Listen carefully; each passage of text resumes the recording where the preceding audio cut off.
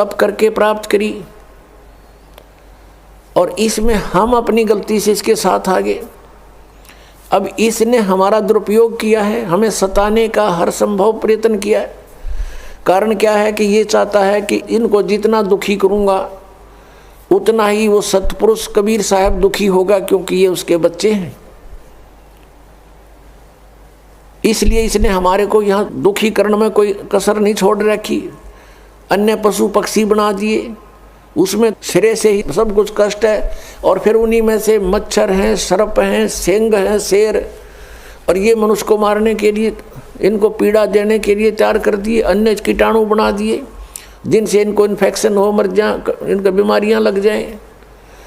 यानी कोई भी कसर उसने नहीं छोड़ रखी जो हमें वो दुखी कर सकता है, सब तरह से तंग कर रहा है। और हम फिर भी इसको भगवान मानते हैं, जा रहे हैं, क्योंकि हम देख रहे हैं कितनी अच्छी पृथ्वी है, इसमें फल फ्रूट लगे हुए हैं, बगीचे बने हुए हैं, झरने चल रहे हैं, सूर्य उदय हो रहा है, शीतल हवा चल रही है, काजू किस्म सेब संतरे मेवा लगी हुई है। हम ये सोचते हैं बड़ा भगवान, बड़ा दयालु परमात्मा, हमारी कितनी सुविधा कर रखी है। और तब वो भगवान कहाँ गया? किसी का बेटा मर गया, किसी की बेटी मर गई, एक्सीडेंट में मार दिया, कहाँ गया वो भगवान? वो दयालुता कहाँ गई उसकी? तो परमात्मा हमें याद दिलाते हैं, तुम उस लोक को छोड़ आए जहां तुम सुखी थे, मृत्यु नहीं होती थी, तुम्हारे अंदर वृद्ध अवस्था नहीं होती थी। अब यहां प्राणी वृद्ध अवस्था को कति पसंद नहीं करता, और मृत्यु को तो करना है किसने है? मृत्यु तो 95 वर्ष का हो गया व्यक्ति आशा करता है कि अभी जीवित और रहूं। आशा सभी करते हैं और करनी भी चाहिए, क्यों? तो जन्म हुआ फिर मरे किस लिए? तो हम सभी इस चीज़ को बुरा मानते हैं कि ना तो बुढ़ापा होना चाहिए और ना मृत्यु होनी चाहिए। ये हमने घनी खटका है, और यहाँ डेफिनेट है, हम देख रहे हैं सभी में वृद्धावस्था आएगी, सब मरेंगे। अब हमने ऐसा क्यों लग रहा है? क्योंकि हम ऐसे स्थान पर रहा करते थे जहाँ जरा और मरण नहीं होता था। जरा मीन वृद्धावस्था। श्रीमद् भगवत गीता अध्याय नंबर 7 के श्लोक नंबर 29 में कहा है कि अर्जुन, जो जरा मरण मोक्षाय यतन्ति ते मम आश्रित है, मेरे ज्ञान का आश्रय करके जो जरा और मरण से छूटने के लिए यत्न कर रहे हैं, ते ब्रह्म तत्विदु कृष्णम अध्यात्म अखिलम च कर्मम, वो सारे अध्यात्म से और सभी कर्मों से और तत्ब्रह्म से परिचित है। वो केवल जरा और मरण से छूटने का प्रयत्न जो कर रहे हैं, वो किसी और वस्तु की डिमांड नहीं करते, तो वो उस तत्ब्रह्म से परिचित हो चुके हैं और सारे कर्मों से परिचित हो चुके हैं। और पूरे अध्यात्म ज्ञान से परिचित व्यक्ति ही जरा और मरण से प्रयत्न कर रहा है, छूटने के लिए प्रयत्न कर रहा है। तो जरा और मरण कहाँ नहीं होता? सतलोक के अंदर। शंखो लहर मेहर की उपज, कहर नहीं जा कोई, दास गरीब अचल अविनाशी, सुख का सागर सोई। सतलोक के अंदर कहते शंखों लहर मेहर की उपजे। अब वहाँ हम सतलोक में रहा करते थे, हमारा ऐसा ही शरीर था जैसा आपका यहाँ पर है, लेकिन उसका मटेरियल ये नहीं है, वो शुक्रम अकायम है, ऐसनाविरम है।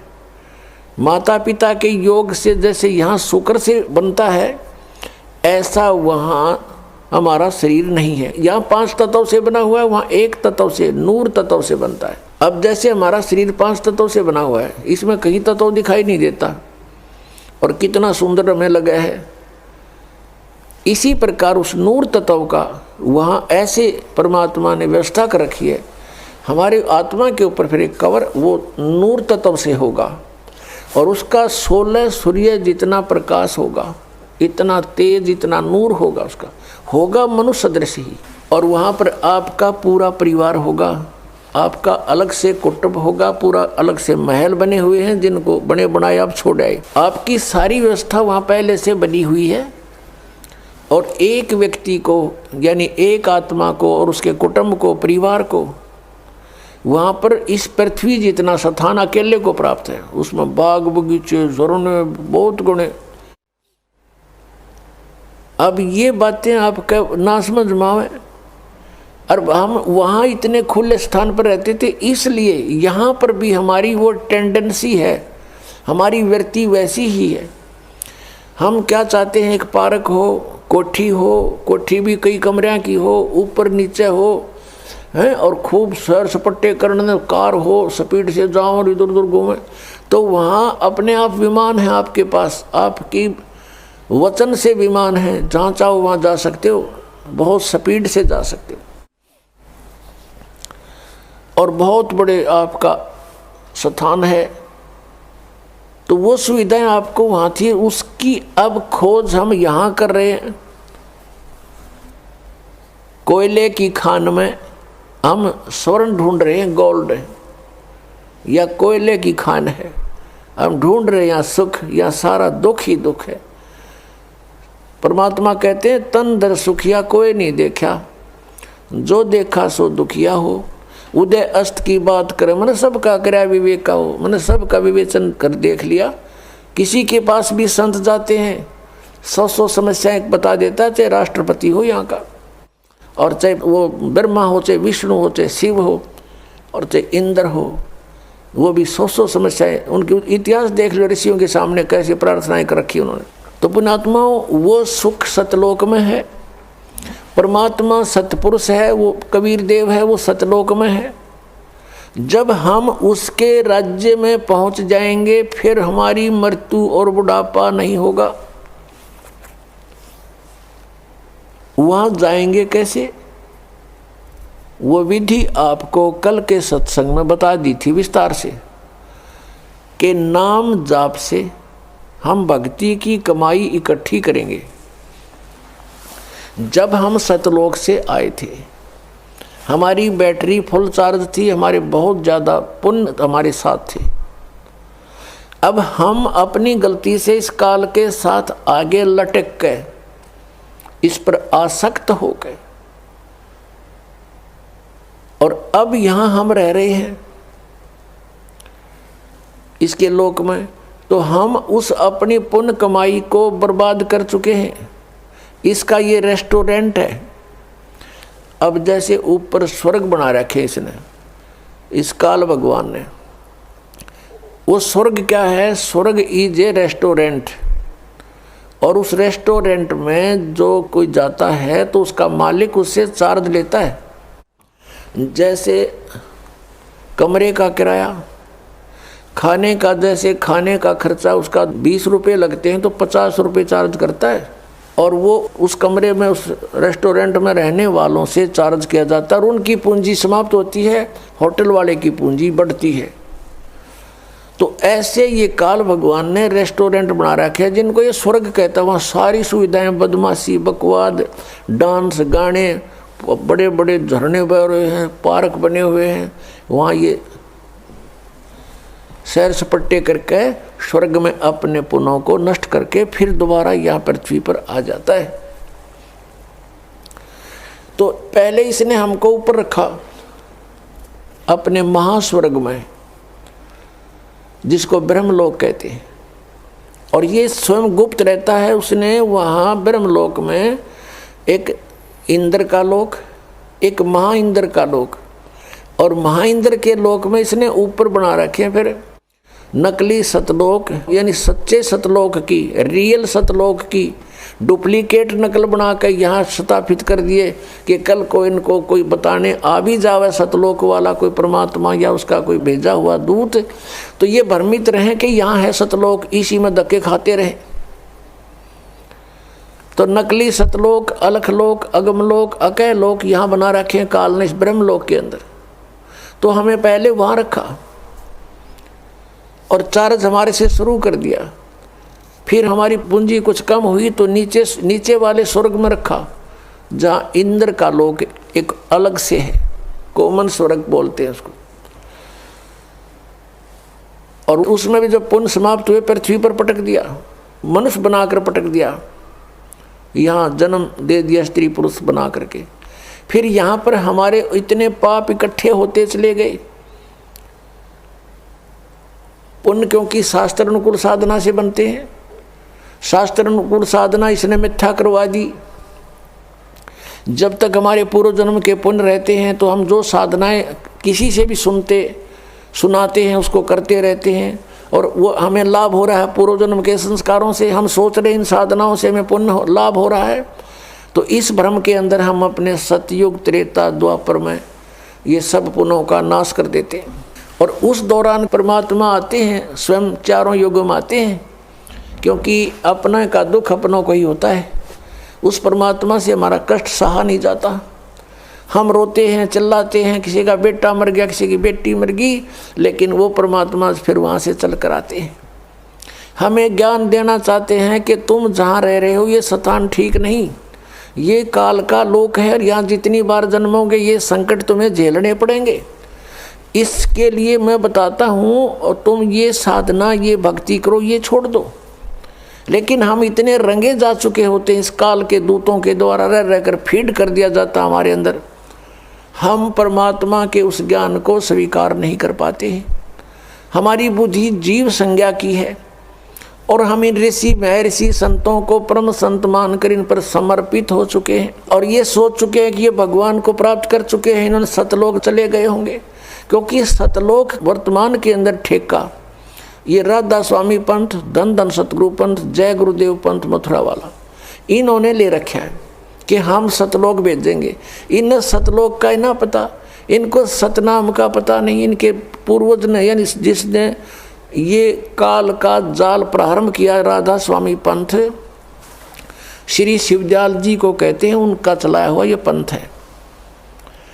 और उसको ये अपना परम धनी मुखिया मानते हैं सभी पंथों वाले, जितने से संबंधित है इसकी ब्रांचें हैं, कि वो हमारा हेड ऑफ द डिपार्टमेंट है, वहाँ से हमारा पंथ चला है। और उसने सतनाम का नहीं पता।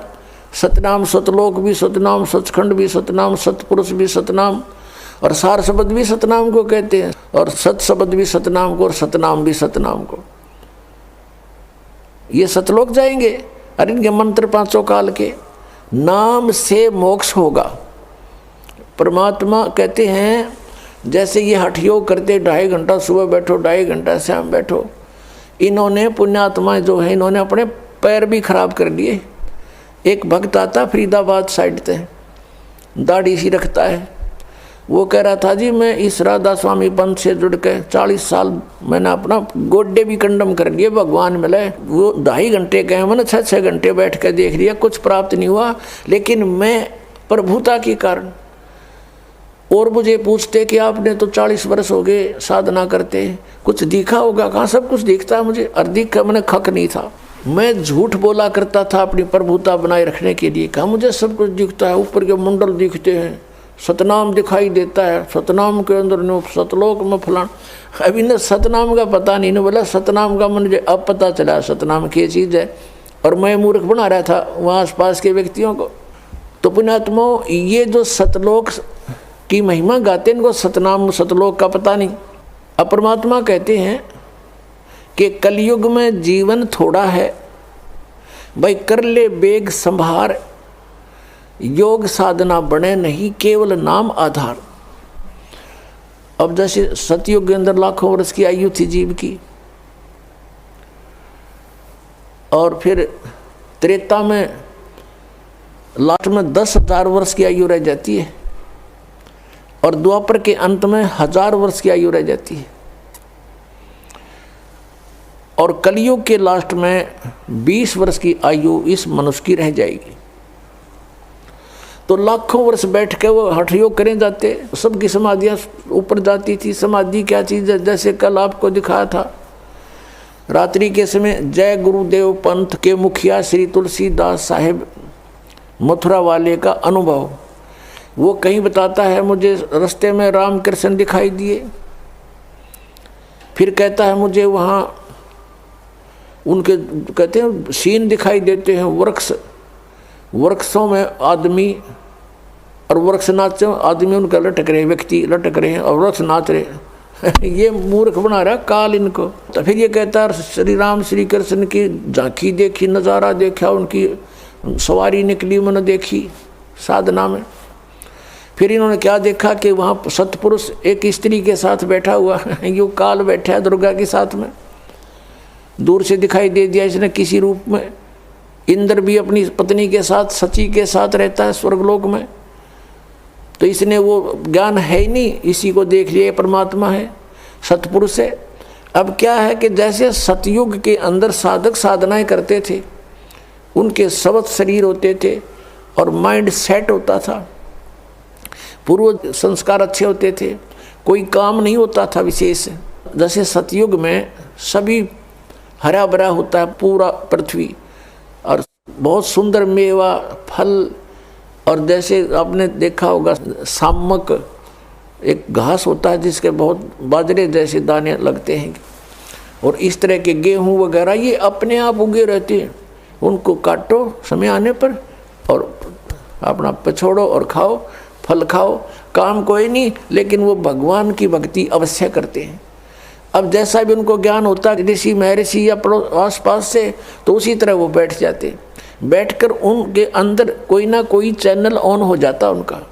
जैसे हमारे शरीर में ये कमल बने हैं, मूल कमल में गणेश जी का वासा है, उससे ऊपर स्वाद कमल है जिसको अधिष्ठान चक्र बोलते हैं, तो उसमें सावित्री और ब्रह्मा जी का चैनल है वो। यानी चैनल क्या होते हैं, टीवी में चैनल होते हैं, ओरिजिनल कार्यक्रम तो उनके कहीं पर भी वो लाइव दिखा रहे हैं तो कहीं और हो रहा है, दिख रहा है टीवी में, और दिखता उसी को, तो उसका चैनल ऑन हो जा उस कार्यक्रम का, तो वो कार्यक्रम हो रहा है कहीं और दिख रहा है टीवी में। तो ऐसे ही ये ऊपर नज़ारे हो रहे हैं कहीं और दिखते हैं इस शरीर के अंदर, और दिखते केवल ये ब्रह्मांड के ही हैं, सतलोक के इसमें नहीं दिखते, क्योंकि अंड और पिंड के पार स्वदेश हमारा है। तो ये क्या करते थे, इनको अंदर समाधिस्थ हो जाते थे, कोई चैनल ऑन हो जाता है इनकी पूर्व की भक्ति से, और फिर उसमें वो देखते हुआ नज़ारे, कोई जैसे झरने दिख रहे हैं, कहीं पर कोई सवारी आ रही है, कोई किसी की, ये काल उनको मूर्ख बनाने के लिए एक बाजीगरी शुरू कर देता है। अपने आत्माओं जैसे सिनेमा देखने जाया करते, पहले फिल्म देखने, अपने पल्ले से पैसे लगाते और 3 घंटे ऐसे जाते जैसे 3 मिनट चली गई हूँ, और फिल्म समाप्त होते ठगे से रह जाते, जैसे तो और चलनी चाहिए थी, थोड़ा सा समय हुआ, और 3 घंटे वो बैठ के दिखाओ भक्ति पे, कति नहीं बैठा जा, 100 बार इधर देखेंगे, 100 बार इधर, वहाँ चले वहाँ चले। और तो ये समाधिस्थ नहीं होया करते थे, काल इन्हें मूर्ख बना रहा था। अब ये मन जो है ये टिकने नहीं देता जीव को, अब इसके वहाँ समाधिस्थ होकर ये कई वर्षों तक बैठे रहते थे। इसका कारण ये था कि मन को बाहर की अपेक्षा अंदर के नज़ारे बाहर से अच्छे दिखने लग जाते, तो ये उनमें लीन होता, उधर पहुँचा, वहाँ चला और खाएं ज़्यादा के, इतने समय पूरा हो जाए इसके जीवन का, और वो हठ योग करने से सिद्धियाँ आ जाती हैं। परमात्मा के नाम से जो भी व्यक्ति कोई क्रिया करता है उससे उसके अंदर सिद्धियाँ आ जाती हैं, मोक्ष मार्ग नहीं है वो। उन सिद्धियों के आधार से इन्होंने किसी को हानि कर दी, किसी को लाभ दे दिया, अपनी कमाई नष्ट कर दी, इससे ये महर्षि प्रसिद्ध हो गए। किसी का भविष्य की बातें बता दी कि तेरा ऐसा होएगा, तो लोग उनको पूजने लगे। अरे उसने केला तोड़ दिया, न्यू बता दिया तेरा छोरा मरेगा, लड़का मरेगा, वो पहले और चिंता शुरू कर दी, और फिर समाधान बताएंगे, ये कर दो वो कर दो, और फिर उसकी मृत्यु तो होनी डेफिनेट है, क्योंकि उनके पास वो मार्ग नहीं जिससे उसकी आयु बढ़ जाए, जो इस दास के पास परमात्मा ने दे रखी है। तो फिर वो लड़का मर जाता है, तो अड़ोस पड़ोस के भी कहते हैं भाई उस महात्मा ने तो पहले बता दिया तेरा लड़का मरेगा, बताओ उसने केला तोड़ दिया, लड़का मरेगा, और उसी से वो प्रसिद्ध हो गए, भाई बड़ा बहुत भविष्य की जानता है। तो इसका कोई लाभ था इनसे? तो अब परमात्मा कहते हैं कि तुम किसी से ज्योतिष दिखा के आना नाम लेने तो पहले, फिर ना धक्के खाना, नहीं तो नाम खंड हो जाएगा। और वो कोई आपको हानि बता दे कि आपको उस समय में इतनी हानि होगी या कोई ऐसा दुर्घटना होगी, आपके परिवार का सदस्य या आपकी कोई मृत्यु का संयोग बताता है, तो यहाँ उपदेश लो और सच्चे दिल से नाम खंड मत होने देना। और फिर देखना, एक भक्त ऐसे ही चिंतित था, उपदेश लिया और उसका ज्योतिषी वाला बताता था, देखो तेरी ये आयु की वो है रेखा यहाँ से कटी हुई है, इससे आगे कोई आयु नहीं है। उसने 2-3 को दिखा, उन्होंने सही ऐसे ही बताया। वो बहुत चिंतित, उपदेश लिया, भक्ति करता रहा डर के, क्योंकि जिसने मौत दिखाई देती है वो भक्ति डट के करता है, बकवाद छोड़ देता है। कुछ दिनों में क्या देखा, उसकी रेखा ही बढ़ गई। और फिर वो गया उनके पास दोबारा, उसकी जो आयु बताई थी उसके बाद फिर वो गया वैसे, उसने ये कहने के लिए कि तुम तो झूठ बोल रहे थे। उसने जन्म पत्री भी बनवा रखी थी। तब वो देखने वालों ने दोबारा कहने लगा, तेरा हाथ दिखा, नाम नहीं दिखाया करते हाथ, बकवास करते हो तुम। वह जन्म पत्री उनका एक विशेष पुरोहित था, उसके पास रखी थी। उसने पढ़ कर देखी कि कितनी उम्र होगी तेरी, कि मेरी 30 वर्ष, और तुझे तो 25 वर्ष में मर जाना चाहिए था। तो वो भक्त बोला, तू मरे, हम नहीं मरे, तू मरेगा निकम्मे। राजा तो भी नाम ले लेके किला तोड़ दिया, तेने बता दिया 25 साल की उम्र में मरूंगा, तेरे पास समाधान तो था नहीं। तो इस प्रकार ये ऋषि महर्षि प्रसिद्ध हो गए। और ये काल का जाल है।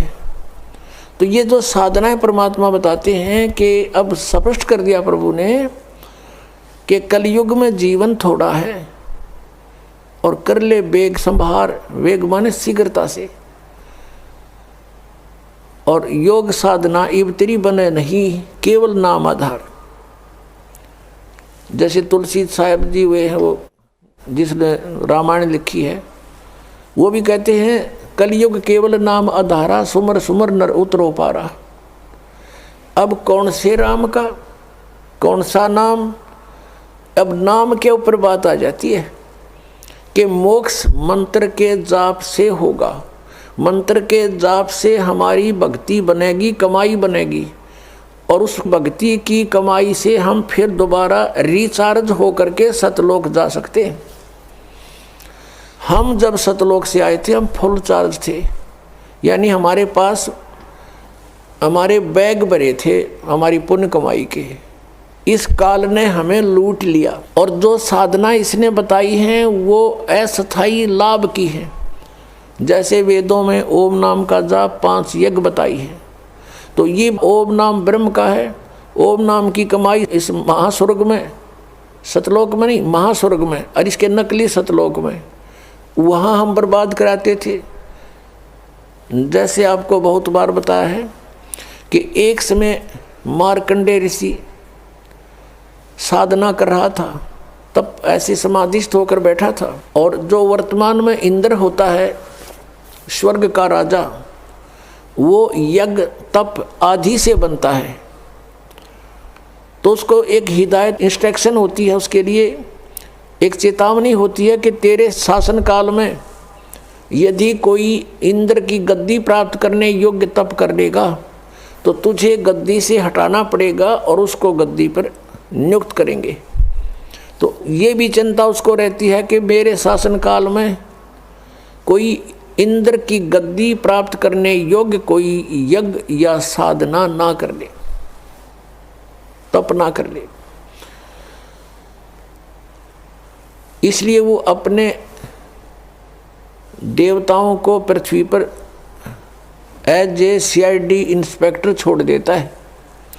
तो ऐसे किसी दूत ने जाकर के इंद्र को बताया कि बंगाल की खाड़ी में एक मार्कंडे नाम के ऋषि बहुत दिनों से साधना कर रहे हैं, तप कर रहे हैं। इंद्र को चिंता हुई, उसने एक उर्वशी अपने लोक से एक सुंदर औरत भेज दी, सब हार श्रृंगार उसको दे दिए, उसको एक सिद्धि भी दे दी कि उस ऋषि के आसपास ऐसा वातावरण बना दे बसंत जैसा सुगंध छोड़ दे। और उसने ऐसा ही किया। और फिर वो सामने जाके खड़ी होगी, सब सुंदर आभूषण पहने हुए। मार्कंडेय ऋषि की आधी आंखें खुली, आधी बंद थी, समाधिस्थ था। और वो देख रहा था सांग ब्रह्मलोक में। उधर से वो उर्वशी उसके सामने नाचने लगी, डांस करने लगी थोड़ी सी दूरी पर। कभी कैसी अदा करती है, कभी कैसे, लेकिन उसने नजर ऐसी थी कि ये ऋषि कुछ हरकत करेगा मेरे साथ। ऐसा नहीं हुआ। तब उसने सोचा कि बात बनी नहीं। उसने सभी वस्त्र उतार दिए, नेक्ड खड़ी होगी। तब मार्कंडेय ऋषि ने कहा कि हे बेटी, हे बहन, हे माई, तू यहाँ किस लिए आई, कारण बताइए। शर्मिंदा होगी उर्वशी, कपड़े पहन लिए और कहने लगी कि हे ऋषि जी, मेरे स्वरूप को देखकर यहाँ के सभी तपस्वी डामाडोल हो गए। इनका देख ले जाकर के बुरा हाल हो चुका है। और आप जानो आपकी समाधि कहाँ थी। तब मार्कंडेय ऋषि ने बताया कि मेरी समाधि वहाँ पर थी जहाँ तेरे जैसी तो वहाँ डांस करने वालियों की दासियाँ थी साथ साथ, यानी सेवन साथ साथ तेरे जैसी तो उनके चरण धोने वाली थी। इतनी सुंदर है वो। मैं उनके डांस देख रहा था, तेरे क्या देखूं फिर मैं।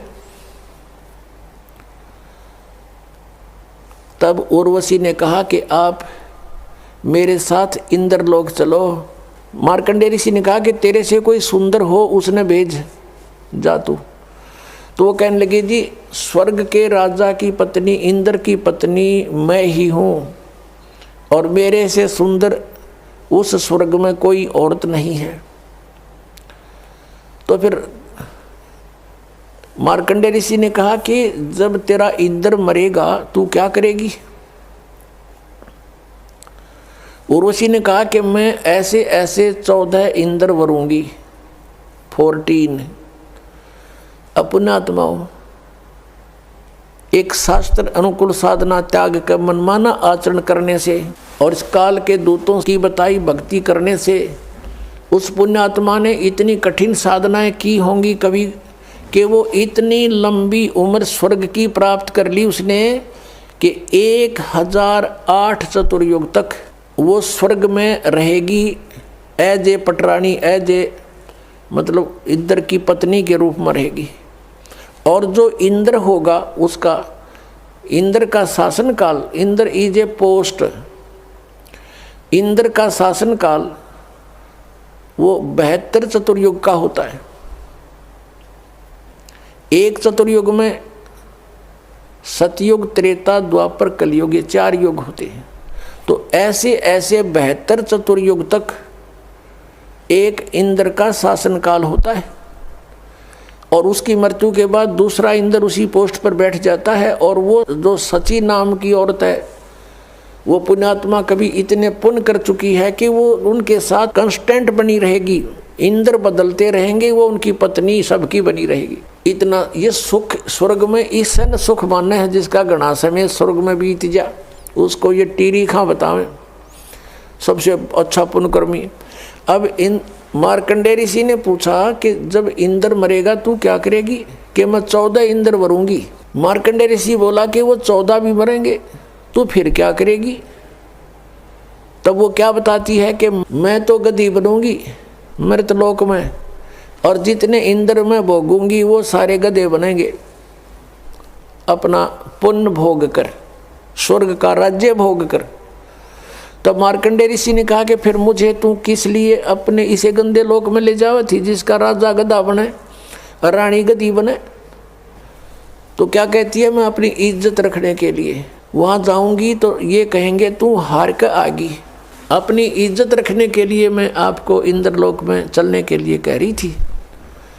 तो मार्कंडेय ऋषि ने कहा, ए भोली आत्मा,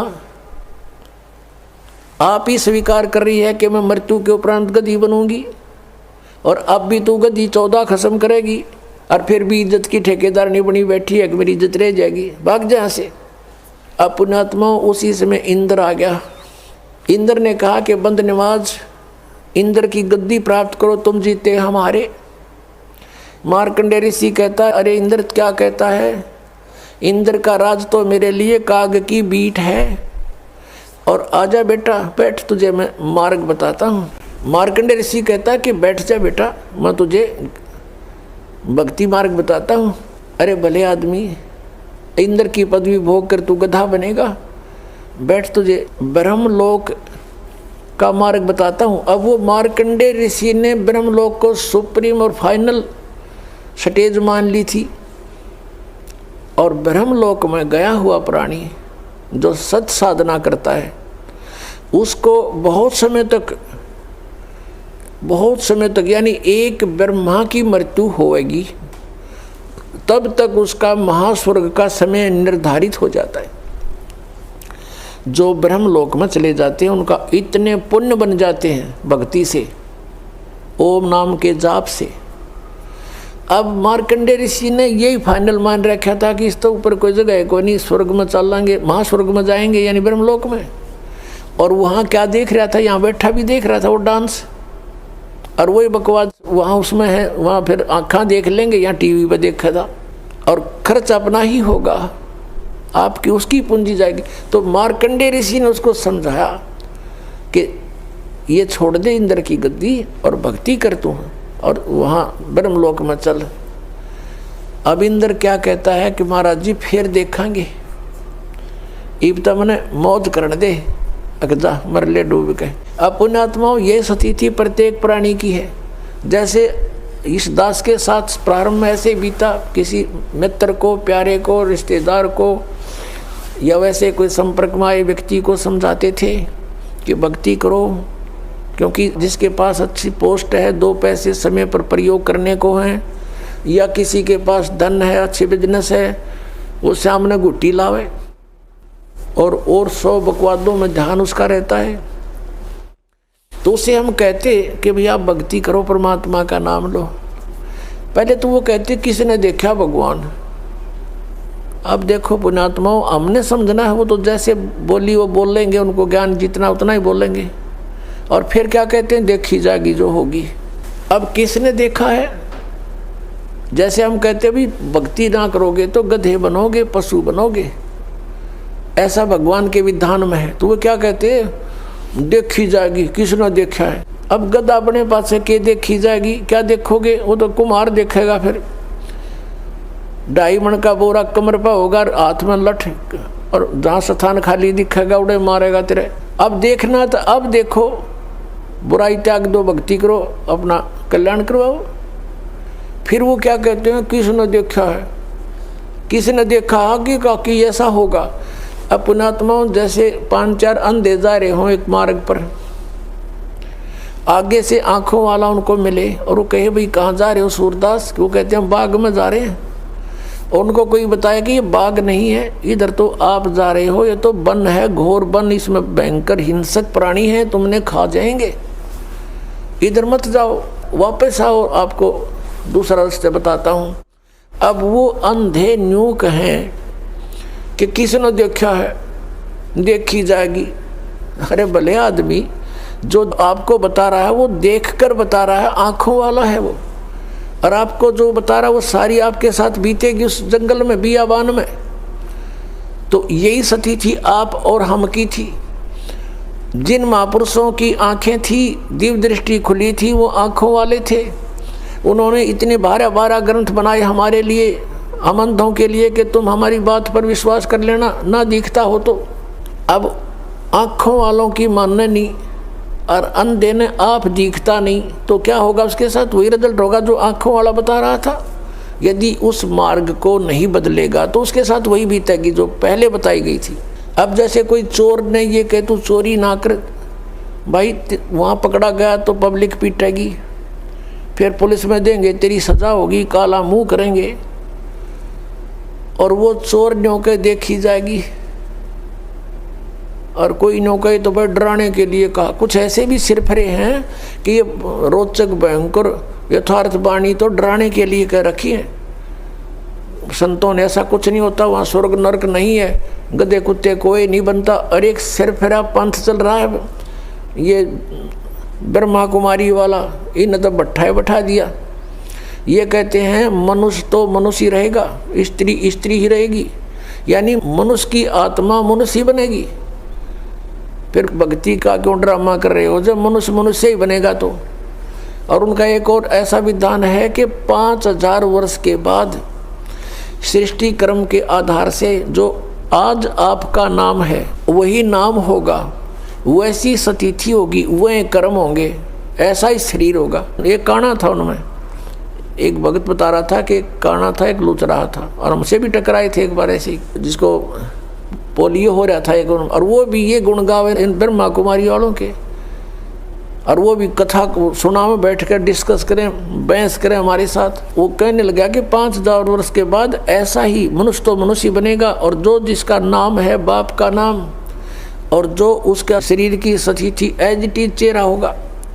तो उस भक्त कह रहा था कि मैंने उसे कहा कि काने तू तो काना ही बनेगा 5000 वर्ष के बाद, और लंगड़े तू लंगड़ा ही बनेगा। फिर टट्टू की भक्ति कर रहे हो तुम, क्या फायदा इस भक्ति का? मान्य फिर भी नहीं, मुँह चढ़ा के चले गए, तुम तो विरोध करते हो। अरे अज्ञान का विरोध नहीं करेंगे तो और क्या करेंगे, समर्थन करेंगे इसका। ऐसा ही एक बार इस दास को मिले थे, यही स्थिति दोनों जोड़ा, उनको भी ऐसा ही कहा तो बुरा मान कर चले गए, माने नहीं, क्योंकि ऐसा सिर फिरा दिया इन्होंने, ऐसी भर दिया हमारे अंदर सारा गंद। तो जो प्रसंग चल रहा है कि हम उस परमात्मा को पाने के लिए जो प्रयत्न हमने करना है, जैसे अंधे न दिखे नहीं, आँखों वाला कि वो मानता नहीं, तो फिर वही होगा जो उसके साथ बताया गया है। अब जैसे चोर चोरी करता है और उसको कोई कहता है भी तेरे साथ ऐसे ऐसे बीतेगी, अब वो सच्चाई भी है और भयानक भी लाले, डर भी है, और डरेगा तो बच जाएगा। जब वो डर मानने इस बात सच्चाई है ये, और भय भी होना चाहिए इस बात का भी चोरी कर रहा हूँ तो ये बीत ना जाओ मेरे साथ में, तो वो फिर गलत काम को त्याग देगा। और जो कहता है देखी जाएगी तो फिर वो चोरी करेगा ही, फिर वो पकड़ा भी जाएगा एक दिन, उसकी वो सारे काम होंगे जो पहले बताए थे। ऐसे ही संतों ने जो हमें बताया है कि जो कबीर साहब कहते हैं, कबीर हरि के नाम बिना ये राजा सब हो, मिट्टी लदे कुम्हार के घास न डाले कोई। ओए होए, जो मालिक ने वचन बोल दिए कि भक्तिहीन आपका राजा भी हो वो गधा बनेगा, और मट्टी लदे को मार के घास भी बाहर खा के आओगा, वहाँ उसकी कोई सेवा नहीं होती, ऐसी दुर्गति होगी। और जो मालिक ने बोल दिया फाइनल समझ लेना, कदे किसी का भ्रम हो, ये अज्ञान का भ्रम है, इसको हटाने के लिए सत्संग की आवश्यकता है, और सत्संग केवल कबीर परमेश्वर ने ही हमें दिया है, और उसी के आधार से दास आपके सामने उन्हीं का दिया हुआ ज्ञान प्रचार कर रहा है। पुणात्मा वो परमात्मा स्वयं आते हैं इस तत्व ज्ञान को बताने के लिए, वो प्रत्येक युग में आते हैं। सतयुग में परमेश्वर का नाम सतसुकृत था, और त्रेता में परमेश्वर का नाम मुनिंदर था, मुनिंदर ऋषि। द्वापर में करुणा में, और कलयुग में कबीर देव, कबीर साहब उनका नाम रहा है। पुण्यात्मा यदि परमेश्वर नहीं आते यहाँ पर तो हमें ये भक्ति मार्ग प्राप्त नहीं होता, हम अपना जीवन नष्ट करते रहते। कितना महा उपकार किया उस परम पिता ने आके। और पुण्यात्माओं, जो ये समागम 5 दिवस का चल रहा है, ये इस दास को इस फाल्गुन मास की अमावस्या को इस दास को दीक्षा प्राप्त हुई थी। और परमात्मा कहते हैं जिस दिन सतगुरु भेंटिया 100 दिन लेखे जान, बाकी समय बर्बाद गया तेरा बिना गुरु के नाम। जिस दिन आपको दीक्षा प्राप्त हुई वो आपका आध्यात्मिक जन्म है। पुण्यात्माओं, ये दिन जो इतना महत्वपूर्ण है, फाल्गुन की अमावस्या, सन 1988 को यही फाल्गुन की अमावस्या के दिन दास को उपदेश प्राप्त हुआ था मेरे पूज्य गुरुदेव परम पूज्य स्वामी रामदेवानंद जी महाराज से। और पुण्यात्माओं, अगर वो दिन मुझे प्राप्त ना होता तो आज आप भी दुखी रहते, वंचित रहते और दास का भी जीवन नष्ट हो जाता। अब वो दिन इस जिंदगी में भूला नहीं जा सकता। तो उस उपलक्ष्य में ये ज्ञान, ये समागम हो रहा है। तो जिस तरह दास को ये ज्ञान हुआ और ये दास पहले यही डले ढो रहा था, लोक वेद के आधार से भक्ति कर रहा था, पीछे लग गया जाऊं था मैं लोक वेद के साथ, रास्ते में सतगुरु मिले है दीपक दे दिया हाथ। तो दास भी यही लोक वेद के आधार से बाबा श्याम जी की जय हो, बाबा श्याम जी के पुजारी, और फिर हनुमान जी के पुजारी। 25 वर्ष तक दास ने हनुमान जी का व्रत रखा, मंगलवार का हनुमान चालीसा 7 बार प्रतिदिन कंटिन्यूस करना। फिर श्री राम श्री कृष्ण हमारे इष्ट, शंकर भगवान भी साथ में पूज्य। यानी इस तरह का हम सारे ही पूजाओं का ढेर सारी पूजाएं किया करते थे। और जो भी घर में सुख हुआ, जैसे बच्चा पढ़ता है तो पास होता है, सफल होता है, परीक्षा में तो वो कह सोचता है कि मेरे भगवान ने मुझे पास कर दिया। हम उनके 100 शुक्र मनाते थे, सारे देवताओं के नाम लेते थे इकट्ठे, उसने दया करी, बाबा श्याम जी की जय हो, हनुमान जी की जय हो, श्री कृष्ण भगवान की जय हो, राम की जय हो, शंकर भगवान ने दया कर दी। और फिर जैसे संतान उत्पत्ति हुई, प्राप्ति हुई, तो उसमें भी जय हुई नहीं भगवान की, बाबा श्याम जी के बोल दिए इतने रुपये उसके वहाँ चढ़ाऊँगा इसके। अब ये लोक वेद के आधार से हम सोच रहे थे ये देवता हमें लाभ दे रहे, ये तो कुछ भी ना कर सकते। इनके इतिहास, इनकी पावर से हमें पता चला कि ये भगवान तो हैं, स्वामी हैं, अच्छी आत्माएं भी हैं, लेकिन ये हमारे को केवल वर्क डन दे सकते हैं, जैसा कर्म करेगा उतना ही दे सकते, इसमें कोई परिवर्तन नहीं कर सकते थे। आपके अगर पूर्व जन्म में कोई संस्कार अच्छे थे, उनसे आपको लाभ हो रहा था, लाभ ही देंगे ये। आपका कोई पाप कर्म आ गया तो पाप कर्म भी जबरदस्ती आपका भुगवाएंगे, उसमें कोई परिवर्तन ये नहीं कर सकते। अब कबीर देव जो है वो कर सकता है। तो पुण्यात्माओं, ये दास पहले लोक वेद के आधार से अपना जीवन नष्ट कर रहा था। कोई अभाव नहीं था, घर में सब सुविधाएं थी, संतान थी, 2 पुत्र 2 पुत्री, जेई की सर्विस थी दास की, जूनियर इंजीनियर की, और ये सोच रहा था बहुत बढ़िया काम है, ऐसे ही ठीक है। और जब ये अंधेरा हट्या, जब बता के कोट जन्म तन बरमत हो गए, कुछ ना हाथ लगा रे, कुकर सुकर खरबा बोरे, कौवा हंस बुगारे, कोटि जन्म तू राजा की, न मिटी न मन की आशा, और भिक्षक को का दर दर घूमया, ये मिला नहीं निर्गुण रासा। इंद्र कुबेर ईश की पदवी, और ब्रह्मा वरुण धर्मराया, विष्णुनाथ के पुर को जाकर तो फिर भी वापस आया। अब क्या बताते हैं कि इतनी अच्छी अच्छी पोस्ट तूने प्राप्त की, इंद्र बना, ब्रह्मा विष्णु महेश तक की पदवी आपने प्राप्त की, और फिर जन्म मृत्यु में जैसे ये ब्रह्मा कुमारी पंथ है। श्री लेखराज ये सुनार का काम करता था बम्बई में, और वहाँ कोई सत्संग हो रहा था, इनके गुरु सत्संग कर रहे थे। एकदम इसमें कोई और आत्मा आएगी जो कभी किसी जन्म में वो कोई शिव पद पर रहा था,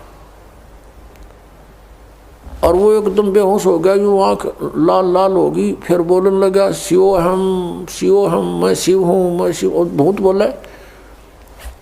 अब जैसे बताऊँ, एक बार एक गांव का सरपंच मर गया, भूत बन गया, और वो आकर किसी में प्रवेश करके बोले और बैठ के कुर्सी पर नौका, मैं सरपंच हूँ फलाना, आओ इधर कराओ साइन मेरे।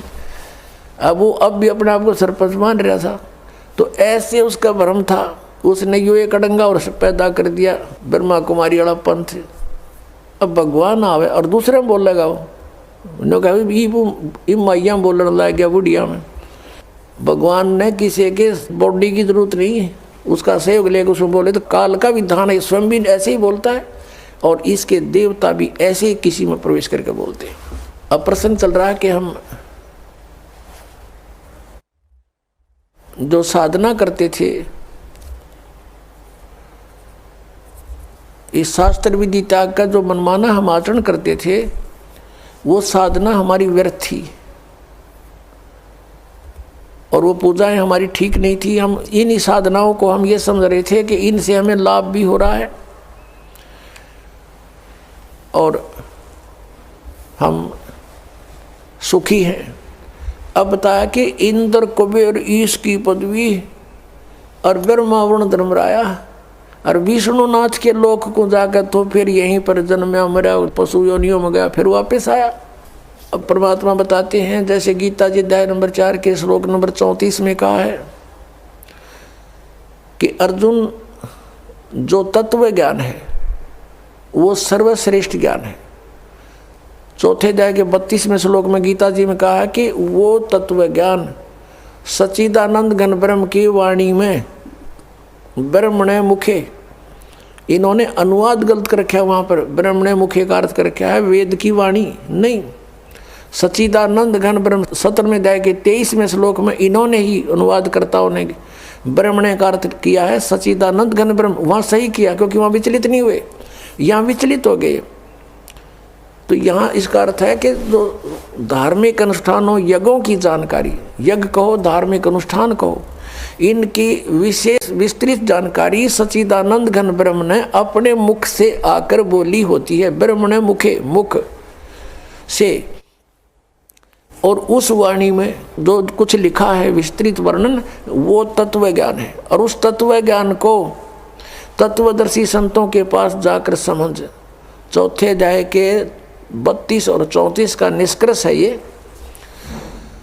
और वो तुझे जो ज्ञान बतावे वैसे तू उस परमात्मा की भक्ति कर। 18वें अध्याय के 62वें श्लोक में कहा कि उस परमात्मा की कृपा से ही तू परम शांति को और सनातन परम धाम को प्राप्त होगा। गीता ज्ञानदाता कहता अपने विषय में चौथे अध्याय के 5वें श्लोक में और 9वें श्लोक में, दूसरे अध्याय के 12वें श्लोक में, 10वें अध्याय के दूसरे श्लोक में कि तेरे और मेरे बहुत जन्म हो चुके, तू नहीं जानता मैं जानता हूँ। इससे सिद्ध है कि ब्रह्म की साधना ये ब्रह्म है। और 8वें अध्याय के 13वें श्लोक में कहता मेरा ओम मंत्र है, नथिंग एल्स। तो इस गीता ज्ञानदाता की साधना ओम नाम के जाप से करने से साधक भी जन्म मृत्यु में और ये भगवान भी जन्म मृत्यु में, प्रभु भी, स्वामी भी। इसलिए ये कह रहा है कि उस तत्व ज्ञान को जानने वाले तत्वदर्शी संत को खोज, फिर वो बताओ वैसे साधना कर। 15वें अध्याय के 1 से लेकर 4 में स्पष्ट किया है कि तत्वदर्शी संत वो होगा जो उल्टे लटके संसार रूपी वृक्ष के सभी विभागों को पत्तों सहित बता देगा, जानता है। उसके पश्चात परमेश्वर के उस परम पद की खोज करनी चाहिए। 15वें अध्याय के 4थे श्लोक में कहा है उस परमेश्वर के परम पद की खोज करनी चाहिए, जहाँ जाने के बाद साधक फिर लौटकर कभी संसार में नहीं आते। और यहाँ बता रहे हैं कि इंद्र कुबेर ईश की पदवी ब्रह्मा वरुण धर्मराया और विष्णुनाथ के पुर को जाकर तो फिर भी वापस आया। ये क्या साधना खा करी तुमने? कहते तुमने वो वास्तविक way of worship, real way of worship नहीं प्राप्त हुई, शास्त्र अनुकूल यथार्थ साधना तुम्हें प्राप्त ना हुई, जिस कारण से एती उम्र बुलंद मरेगा अंतरे, सतगुरु लगे न कान न भेंटे वो संतरे। किस कारण से तुम ऐसे जन्म मृत्यु में लंबी लंबी उम्र पाकर भी भटक रहे हो कि तुम्हें वो तत्वदर्शी संत नहीं मिले।